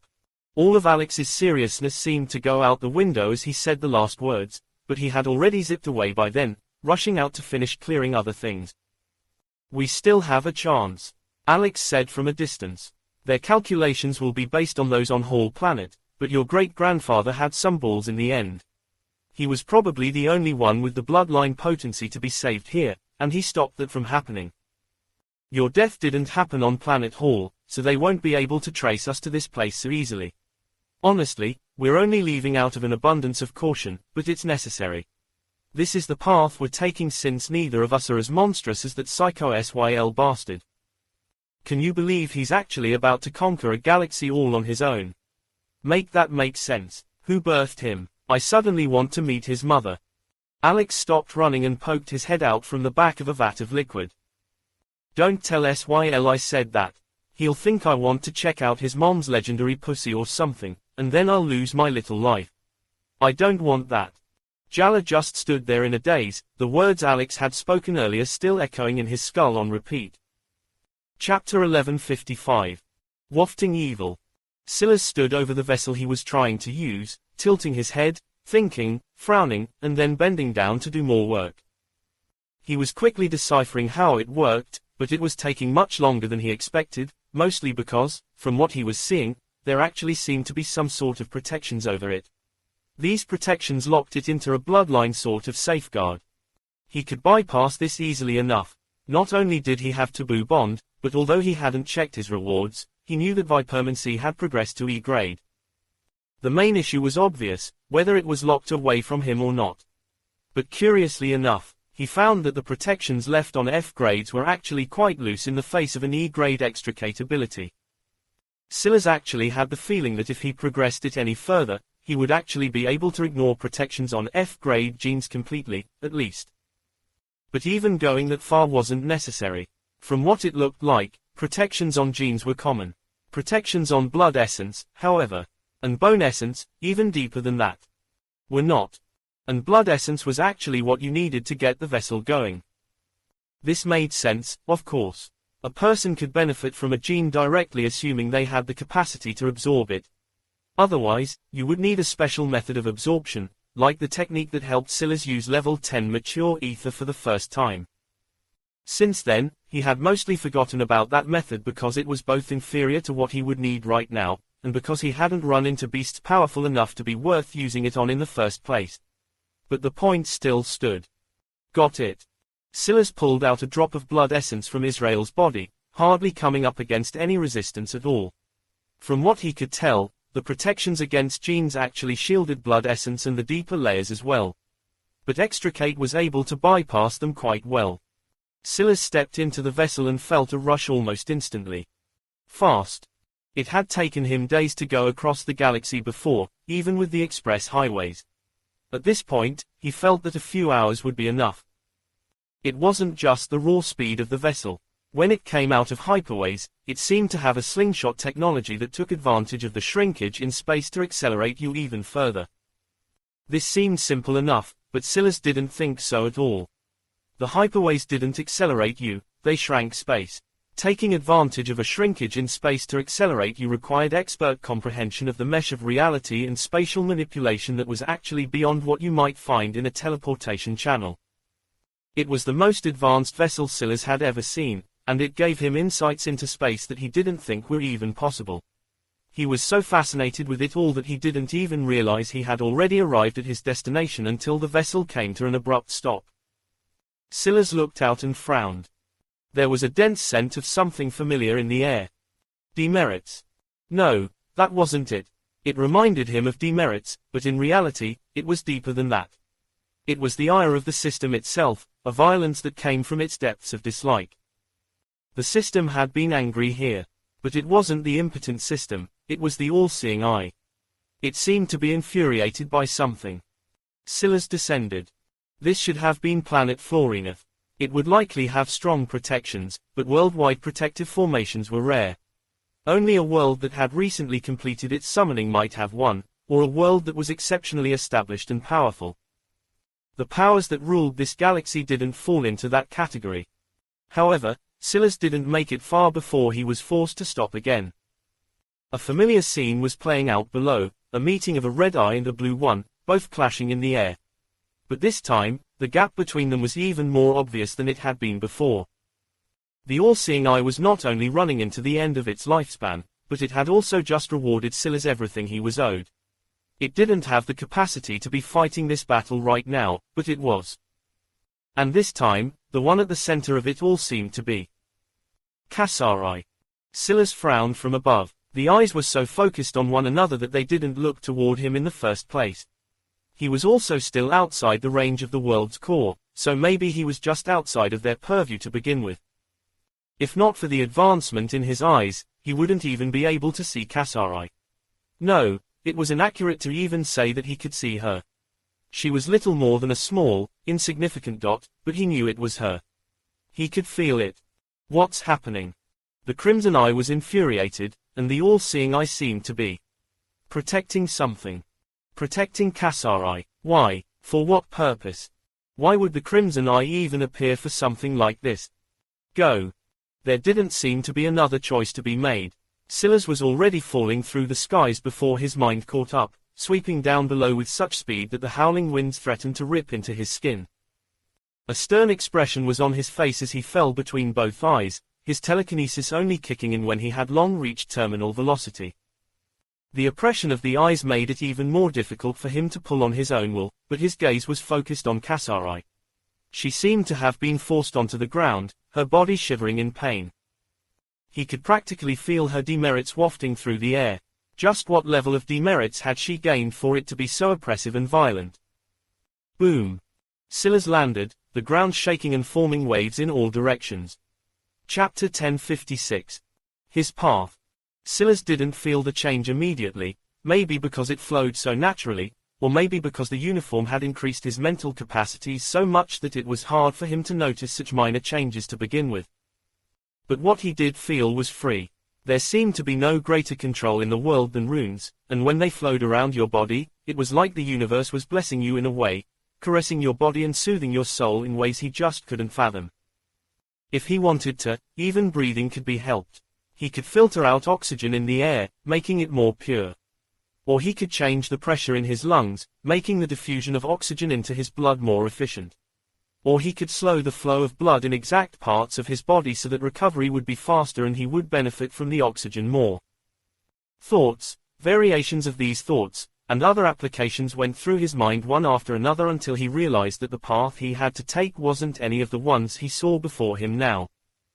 These were easy enough, but what he needed was a beast-combatant Mansa path. But not of a basilisk, not of any one serpentis, not great apes, nor of scorpions. Not even of humans in general. But him. He needed a path that embodied Silas Grimblade and everything he was and could be. He needed to be able to reflect himself into a beast totem. And if he could do something like that, then would he still have trouble making his various beast paths work for him? Would they still clash in the same ways?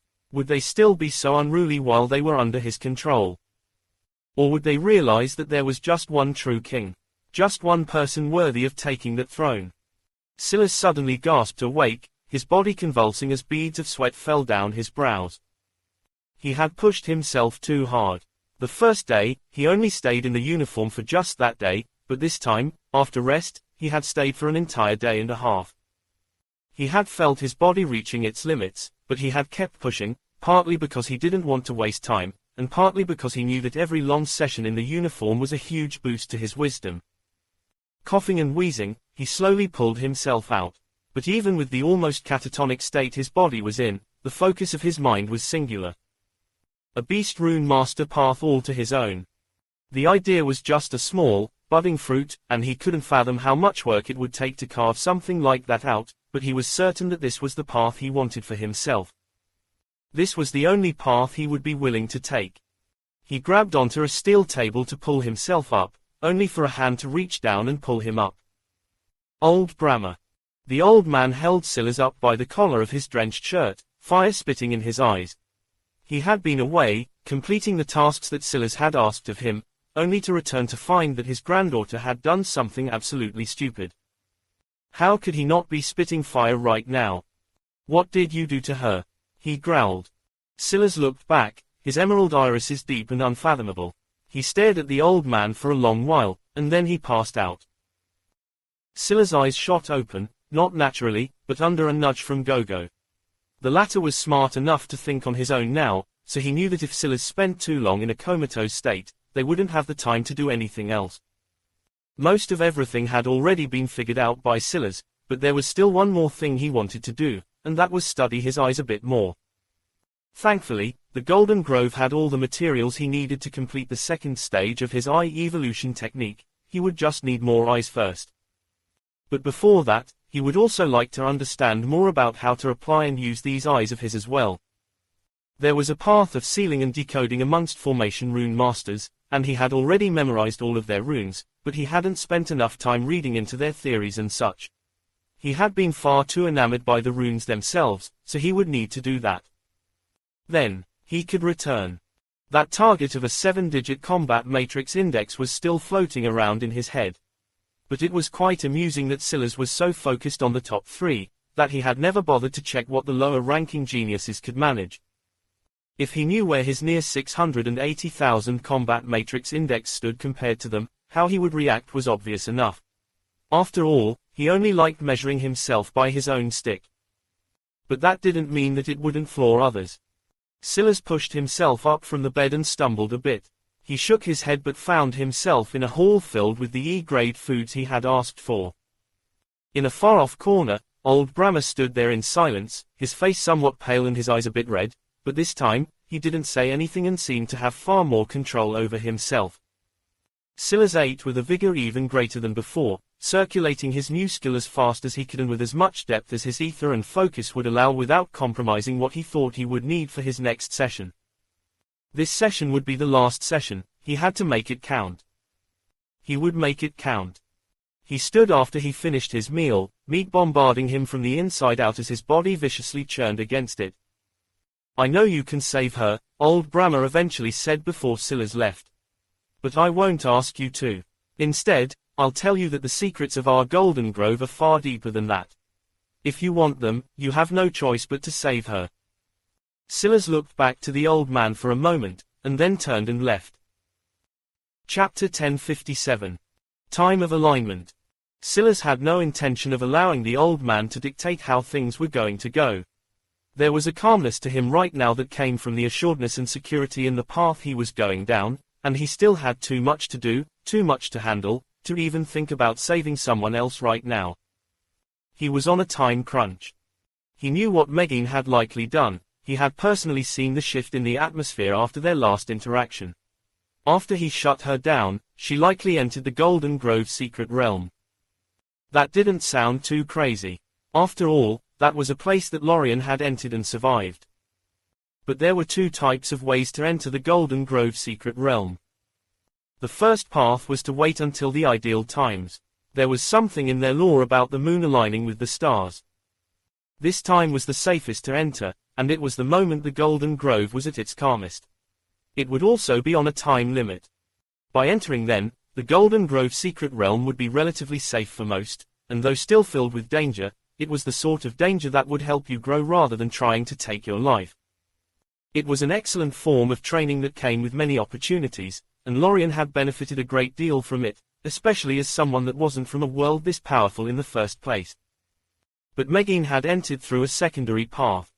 The Golden Grove secret realm was technically always open, and entering during what they called times of non-alignment was as good as wishing for death. In the recent history of the Golden Grove, not a single person had managed to enter and survive. They could only watch from the outside, waiting until their flames flickered out.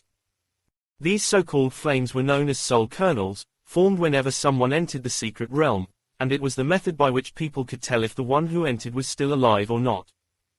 Megan's was still there, and it would likely be there for a very long while.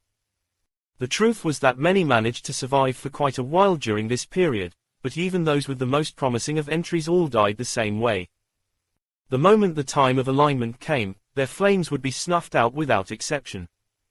The secret realm had only just opened not long ago. That was how Lorien was able to enter.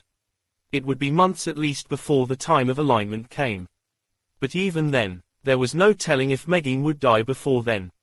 And no one dared to send in a rescue team. Was Silas tempted? Not in the slightest. He knew that the secret realm was tied to the secrets of the Golden Grove. But this concept of gold races was completely foreign to him. Even in the entire directory of Andromeda, there didn't seem to be anything it spoke of. Even so, who cared? There were probably countless races out there with secrets of their own. Even Earth had one that was probably even more substantial. That blacked-out statue wasn't one that Silas had forgotten. He knew that it was only a matter of time before those secrets of Earth came rearing their ugly heads and targeting him and his family in some way.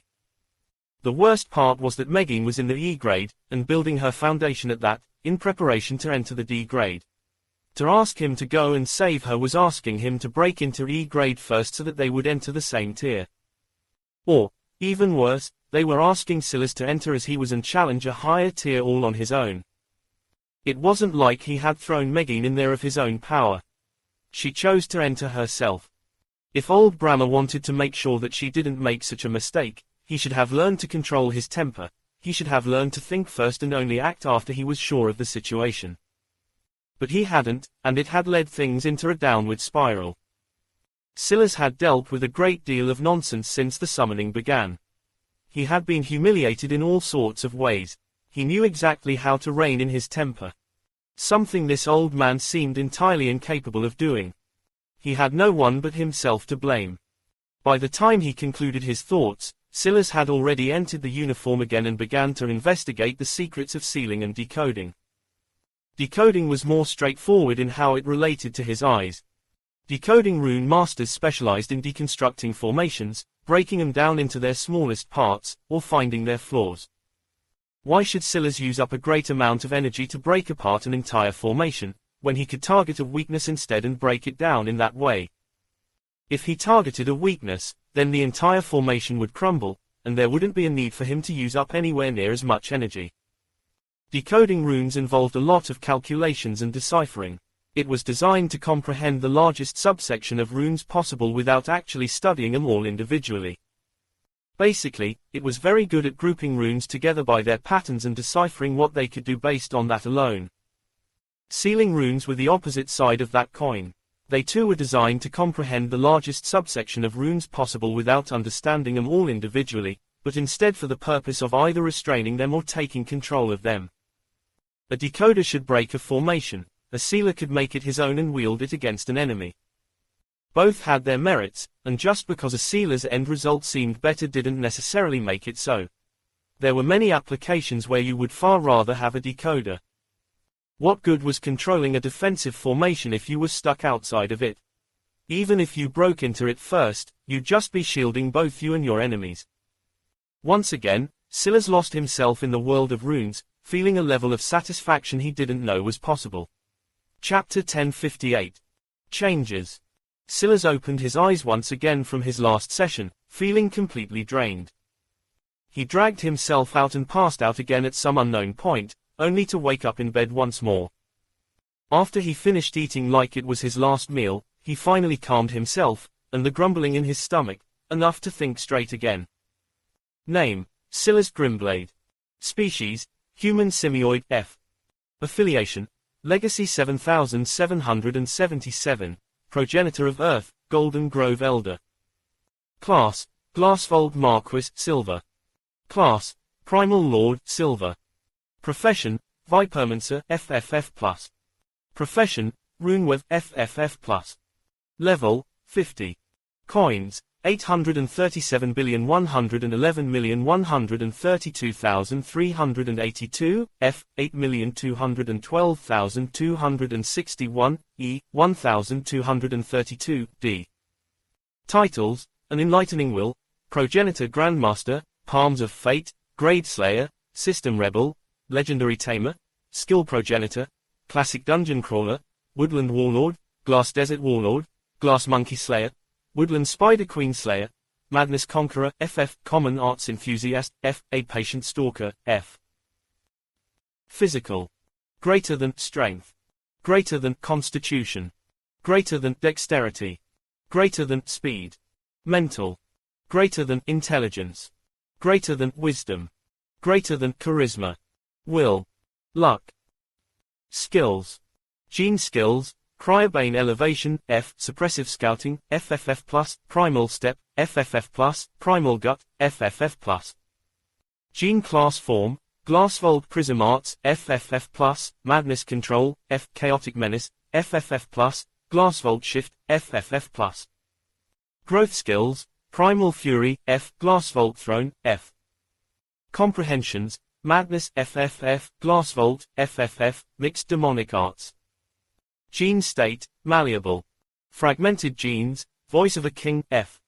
Common Genes, 10,000 Strength, F. 10,000 Constitution, F. 10,000 Dexterity, F. 10,000 Speed, F. 10,000 Intelligence, F. 10,000 Wisdom, F. 10,000 Will, F. Bronze Genes, Enchanted Scribe, F. 4,997 Strength, F. 4,997 Constitution, F. 4,997 Dexterity, F. 4,997 Speed, F. 4,997 Intelligence, F. 4,997 Wisdom, F. 4,997 Charisma, F. 4,997 Will, F.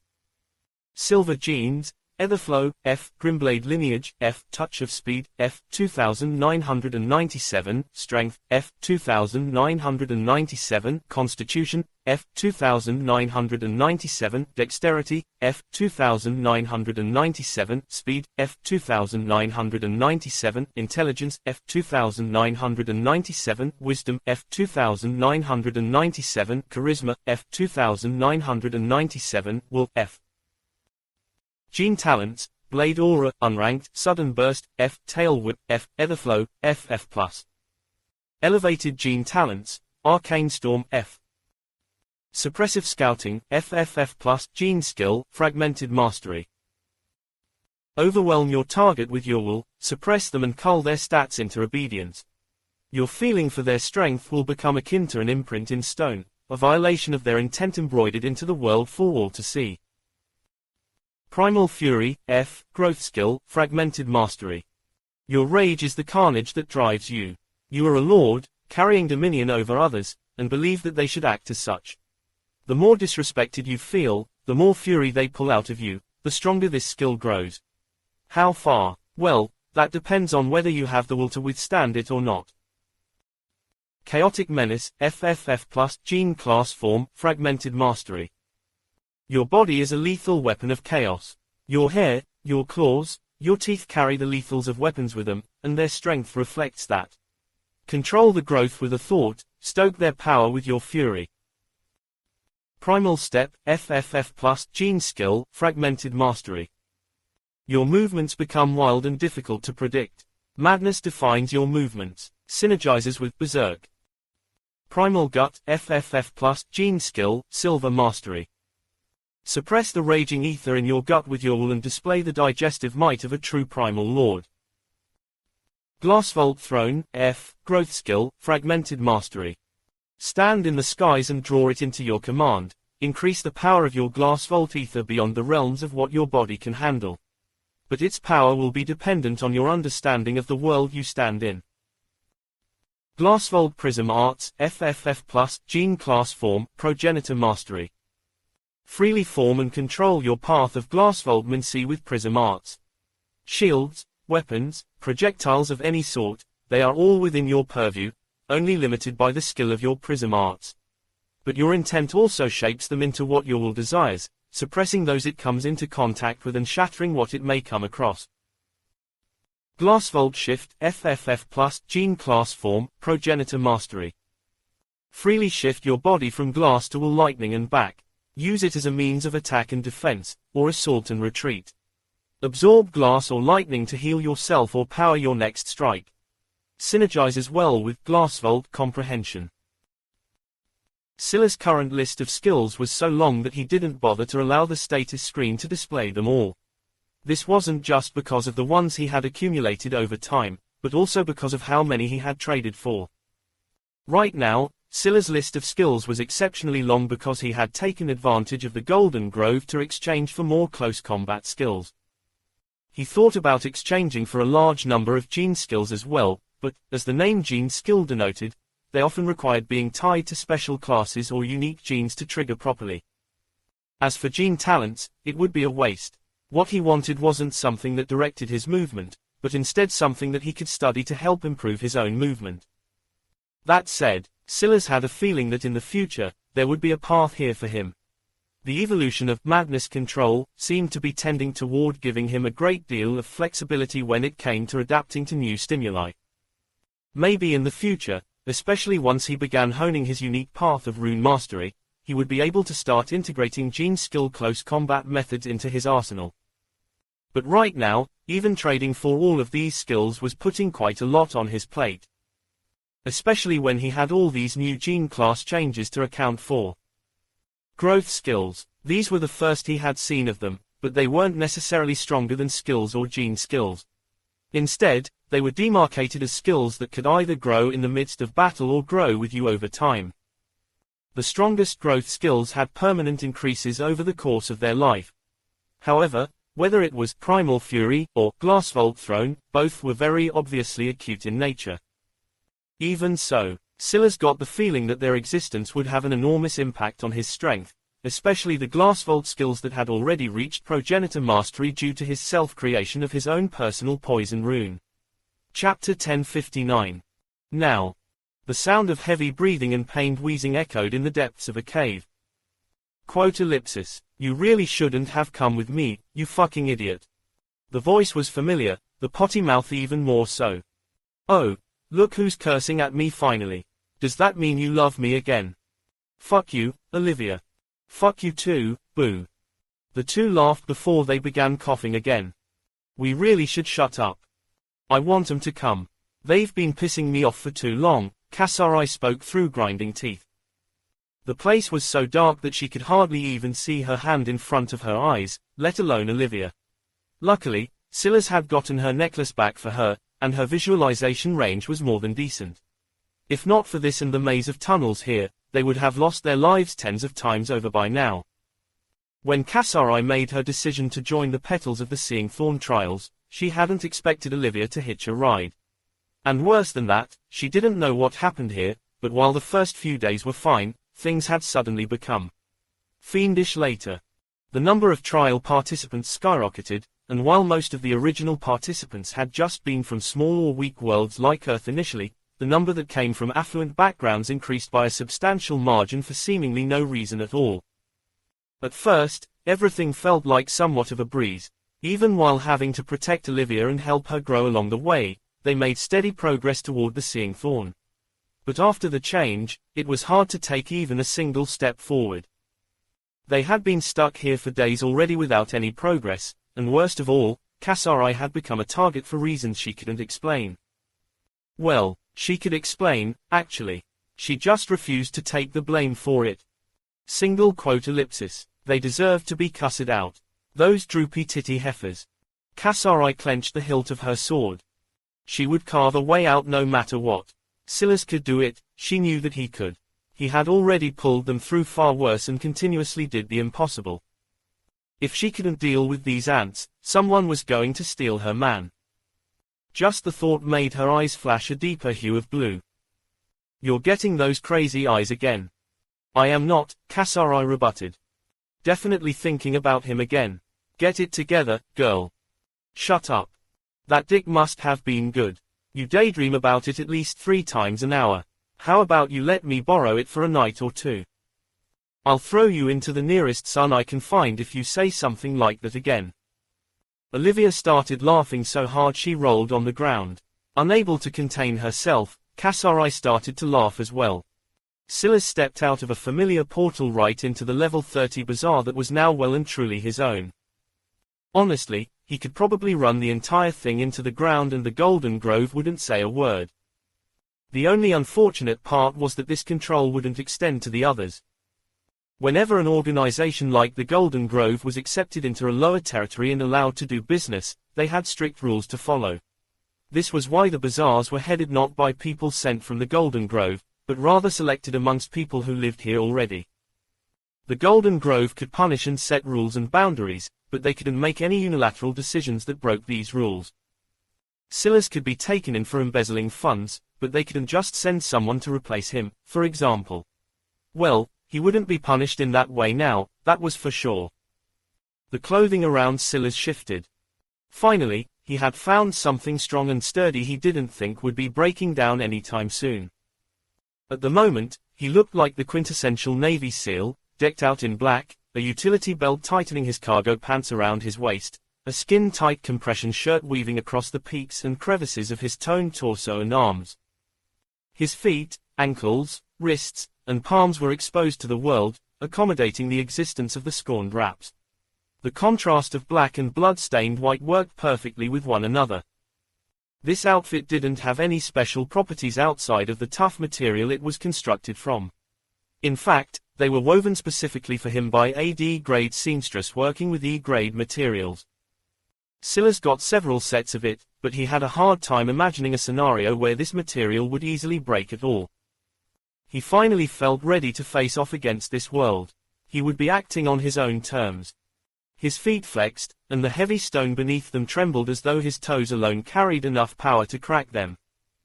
It was hard to explain what he was feeling right now, but as the runes of the bazaar began to spin around him, he could only really think of one word.